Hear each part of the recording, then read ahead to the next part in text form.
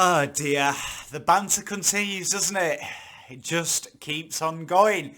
Welcome back to Pommys. It's Pom here. I've taken the week off, but I've come back early because evidently Carlton don't sleep. And a few of you asked for my take on what has been I don't know, how would you describe it?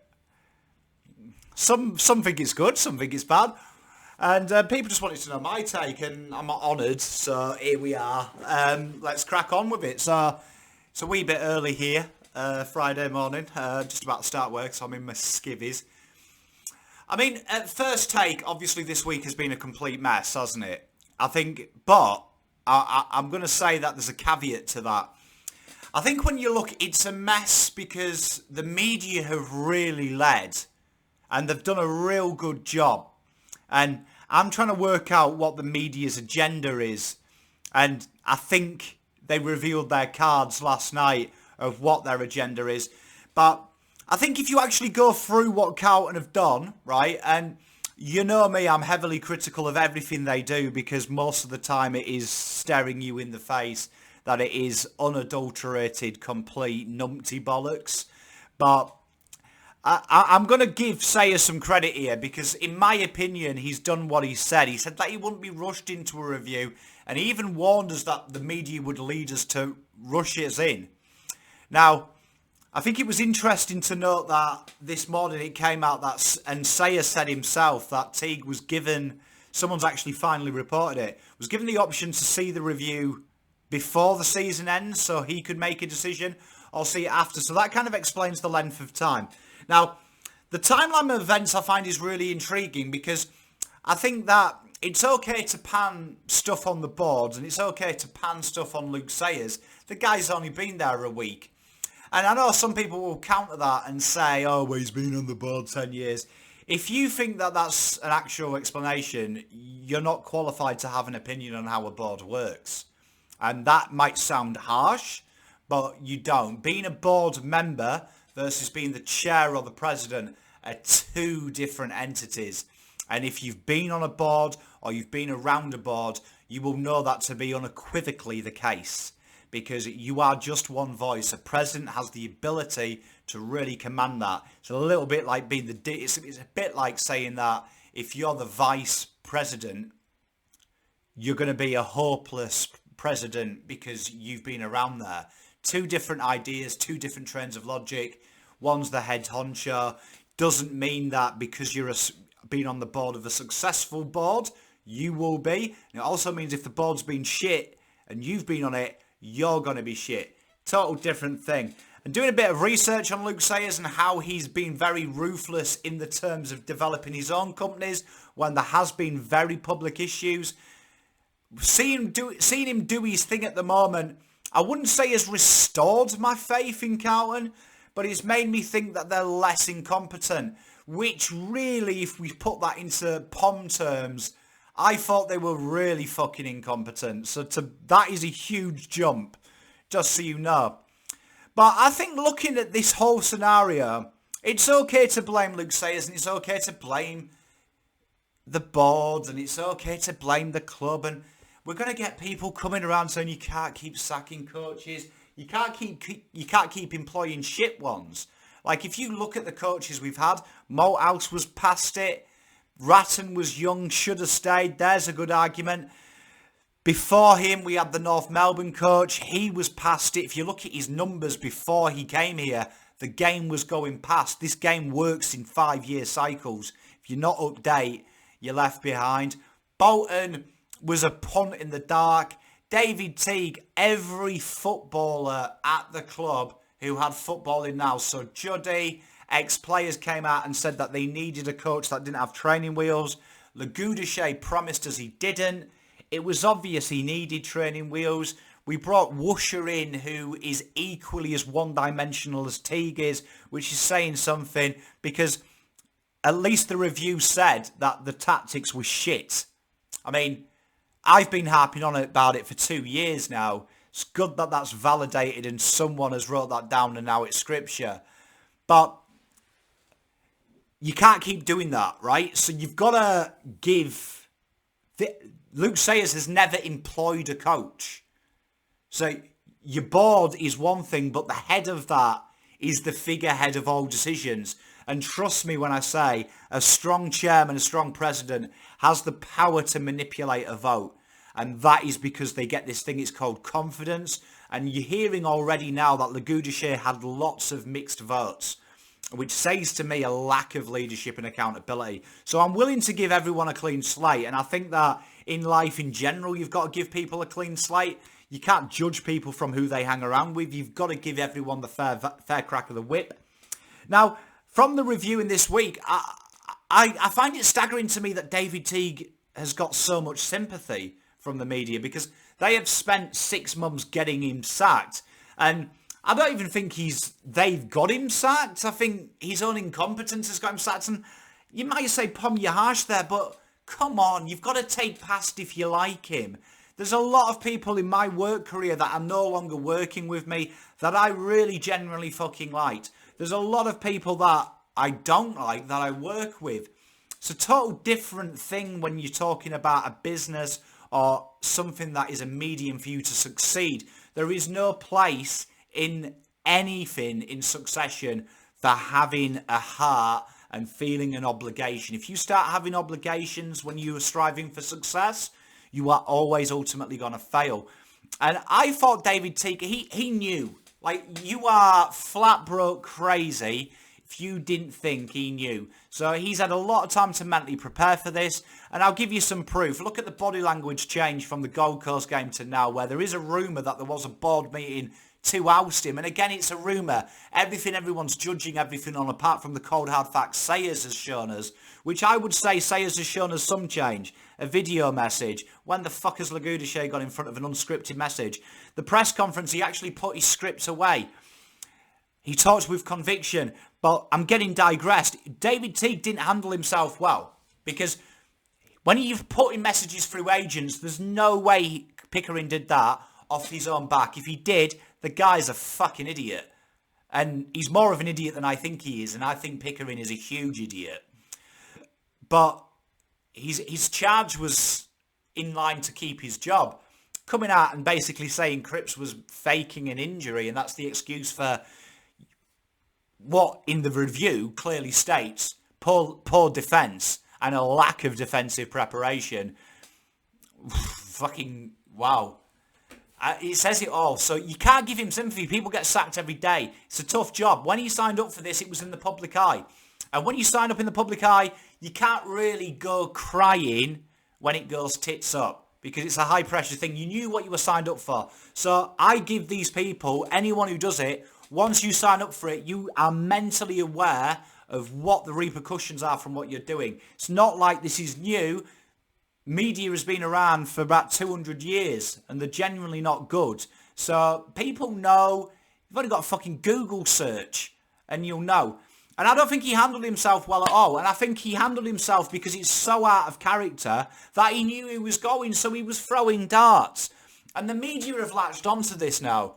And you're hearing these things like a report that was leaked on SEN that it was 35% of the players and staff didn't support Teague.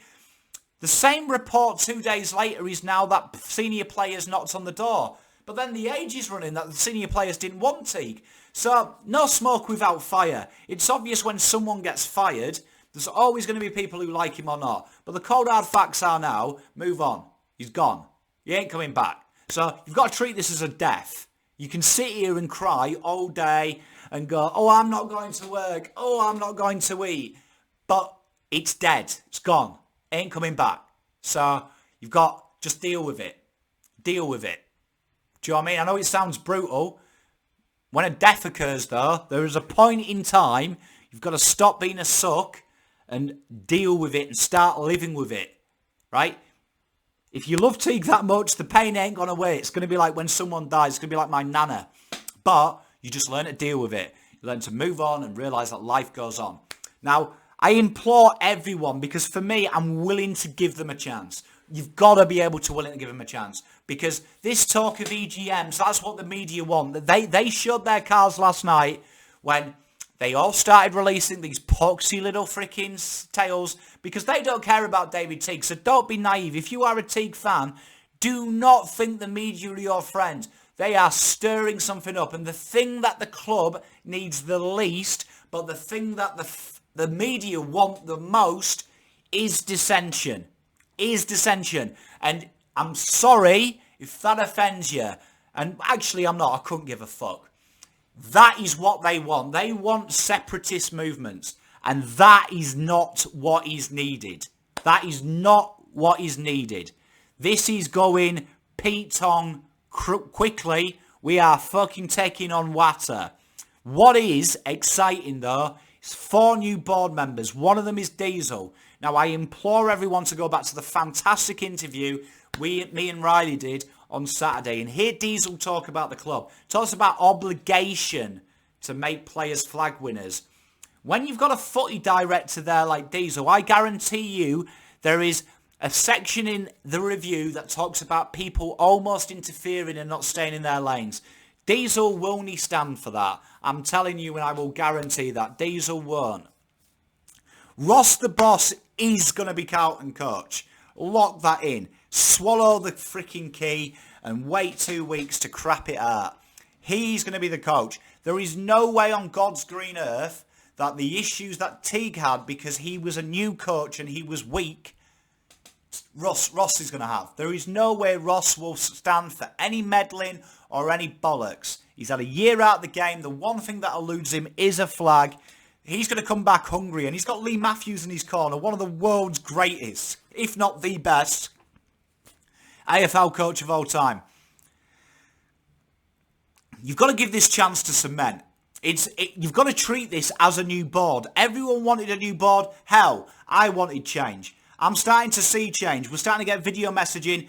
People were starting to get really finicky as well, going, oh, well, I didn't get the email first. There is no way in the planet you can fire someone without someone. Like, if you've ever been involved in a sacking at work, the fucking ground staff know sometimes before you even fire someone.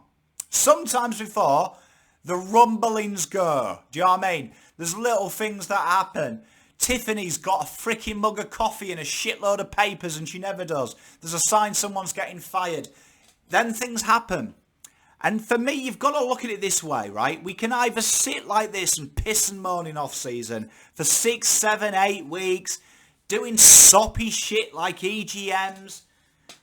Like, it's okay to want change, but you've got to have something to change for. What are we changing? What are we changing?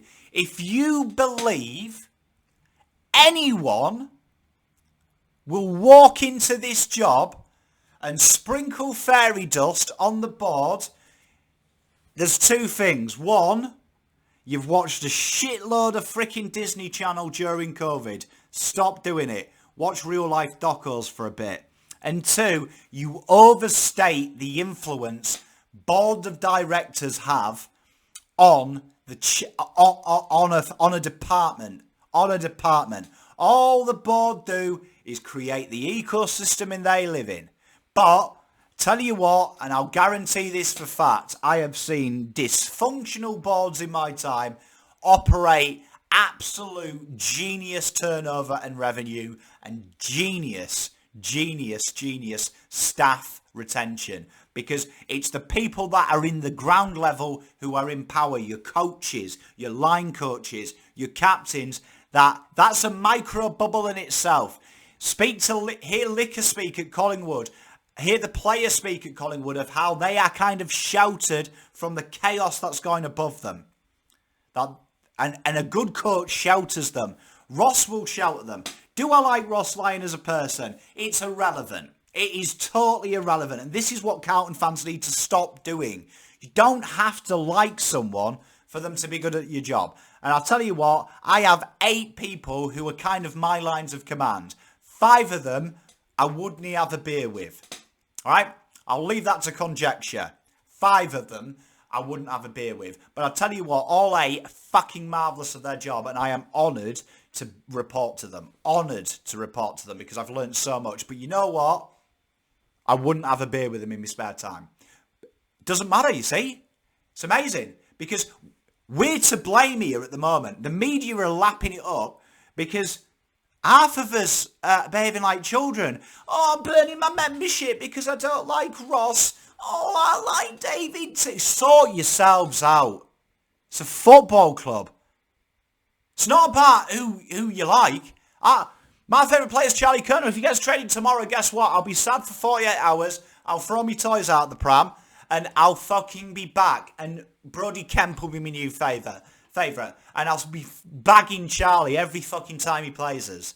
Because my loyalty is to the football club. And that is where it needs to be.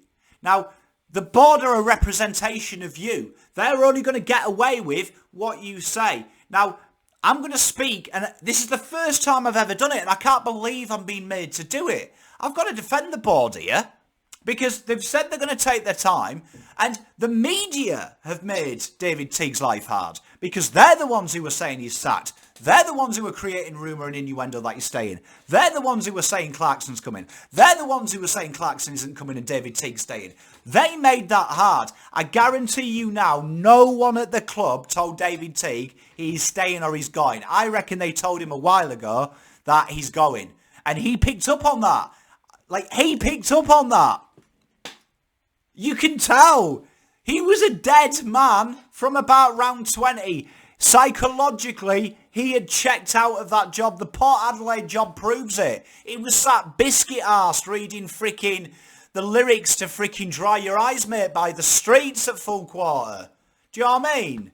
Come on. Right, I love a conspiracy. Froth it, man. But wake up. This isn't like before. Do you know why? Because we've never been on the precipice of fucking up 5 years before. Right? Do you know what I mean? Listen to Luke Sayers compared to Mark Lagoudichet. We understand our members and supporters expect more from our on-field performance and expect us to consistently win games of football. There is no hiding from the fact that today we have fallen short of that expectation based on the fact our performances have plateaued in the last 2 seasons from a win-loss perspective. Our key words in them sentences, it's ownership, accountability. You cried for accountability and you're getting it, but it's not good enough. Do not, I repeat, do not, for the love of all things holy, from all things freaking whatever you believe in, whether it's God, whether it's freaking Dairy Lee cheese slices like me, do not lose focus of the fact we have an important part to play.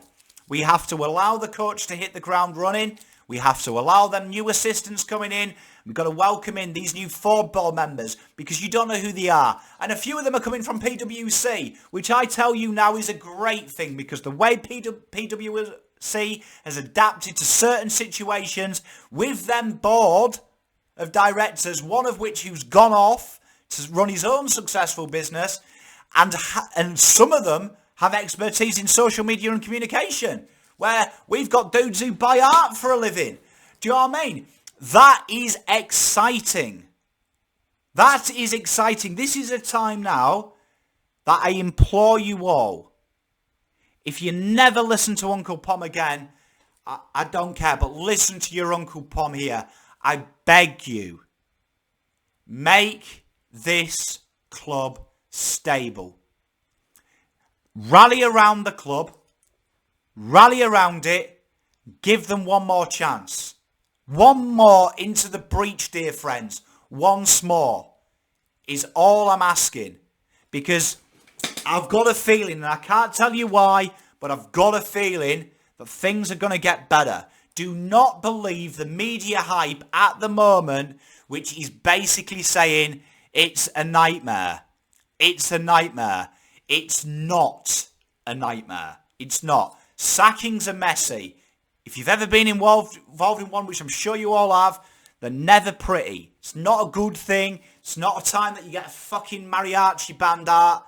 You know what I mean? It's always going to create fallout, no matter how well you sack someone, no matter how humanely it's done. They're always messy. It gets a lot more messier, though, when you've got some dickhead throwing slurs before it happens. It's never going to be good.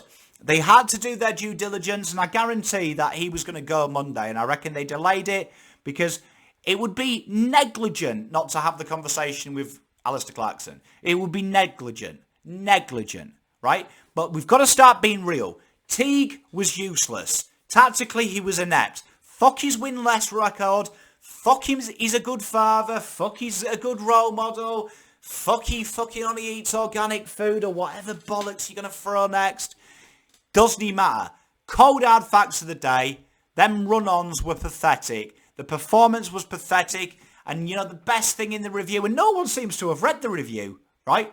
It's just mind-boggling to me, right? You ask for information, they give you it, and you just disregard it. One of the big things in that review, right, was he failed to motivate people. Failed to get the best out of them. It's fucking good as a coach who does that. Like, these reviews are independent. Pavlich has no loyalty to Sayers. Walsh has no loyalty to Sayers, right? This was literally from a perspective, but only Carlton fans can think it's a conspiracy. Like, I'm scared. Ladies and gentlemen, I'm scared.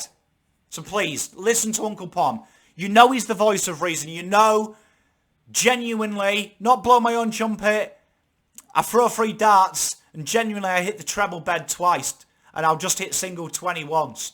Still a good miss. I'm telling you. We've got to unite.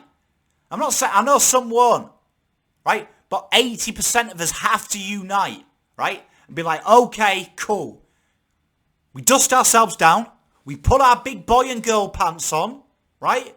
We get our beanies. We get our Guernseys, right? We put aside any agenda, any innuendo about anyone coming in, and we judge them on now. We judge them on now, today, August the 27th. Everyone gets a fresh slate at that club, and we back it in, right? And if we do it, I promise you that energy will transcend to them. But if we start fucking getting in the way of it, mark my words, anyone who gets in the way of Carlton winning a flag, right, with my fucking father-in-law not being very well and all he wants to see is one more fucking flag, I will fucking come for them. And that is a promise. I will remove them. Personally. And trust me, they don't want me to get involved in an EGM because you know what? I would fucking win it in about a week. Right? So that is the case. Get behind it. Get behind the boys. And let's start rebuilding this culture from ourselves. Right? It's happened. Right? Rip the band-aid off. Right? He's gone. Teague's gone. Some other people are gone. Yeah, Liddell's there and I think he's a bit of a prick and all. But you know what? Liddell needs me. And it is my responsibility as a Carlton fan to give him my support, even if I think he's a bit of a pleb. Right? And you know what? Yeah, I think he should go. And I think Brad Lloyd should go. Right? But the board has made a decision. They are the new board. We back them in. Right? Because you don't know what the change is. You just want change for change's sake. America wanted change. They got Donald Trump. That was good, wasn't it? You know what I mean? Look at it in the scale of history. Sometimes change for change's sake ain't good. Sometimes you've got to look at what has changed. And this, without a shadow of a doubt, is different to any other new president. He's updated things. He's got on the front foot. He's done a video message. Do you know how hard it is to get on the camera? I get about 20 messages a month saying, I'd love to do a video with you, but I'm scared. I'd love to get on fan cams, but I'm scared. It takes a bit of fucking balls to do this. It took a bit of balls for him to do it as well. And I love the fact he's been public. And I thought he spoke really well. There's a lot of talk it was political. Of course it's political. Have you seen the media? Do you know what I mean? You say egg white, they call you racist. Of course it's got to be a little bit political. But I think there's something there. And I think if you're missing it, you're forcing yourself to miss it. Because I wanted to hate this. And you know me, I think by now over these 3 years we've all got to know each other and be a happy family. You know by now I look for a reason not to believe. It's how I've always been. I look for a reason. What are you not telling me? And I'm telling you, I didn't see much. Didn't see much because I thought these were big clear-outs. Gives the coach a chance as well to bring in a whole new back room pretty much. which I would suspect you do, right? I'm excited. Am I 100% confident? I'll never be 100% confident. It's Carlton Football Club. But I'm as 100% as I can be. And I think we've got to give this a chance. Get behind this next decision. Because I'm telling you now, this is our last hope. And I guarantee if someone else comes in with different ideals, it fucks the rebuild. This rebuild now is too far to reboot. It's too far in. Right? We have half built the house. Right? And little Terry and Tommy, our two apprentices, have come up to us and gone, oh yeah, I mixed it a little bit different, the concrete. And we're just going to have to fucking make do now. We're going to have to fucking just, patch it. Right? But it's alright, because once we patch it, don't worry, we'll build the best fucking house on this foundation that will last there forever. And they'll be really happy. That's what we've got to do. It's what we got to do. So you asked my opinion of it.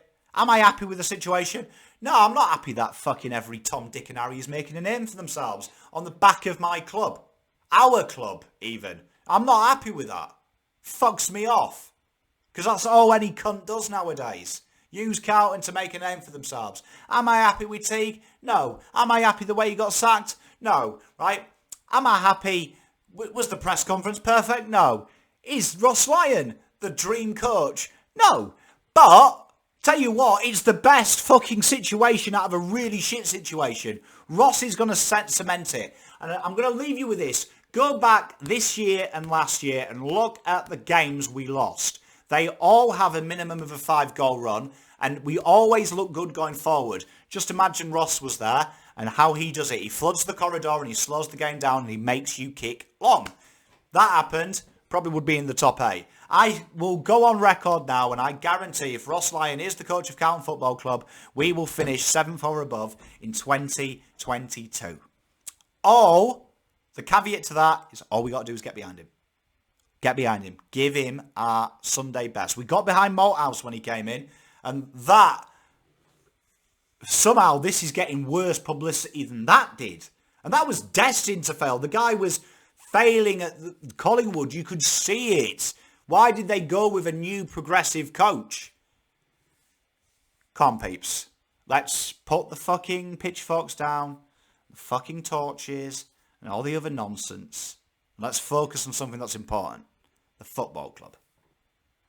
That's what's important. Thank you very much for listening to me. I love you all. Please drop a like. Please drop a subscribe. I've got a load of content. I am going to record after work today as well, my EPL preview, because everyone liked that last week, and I'm really honoured. But thank you very much. I love you all. I'm looking forward to doing trade and stuff, and I'll be back. I am live tonight as well, Port Adelaide, with Terry. We're going to be watching the finals, so please check that out and come and just have a chill with us and have a beer and just try and get over this COVID and this nonsense. It's going to be a chillax evening. I love you all. Pom out.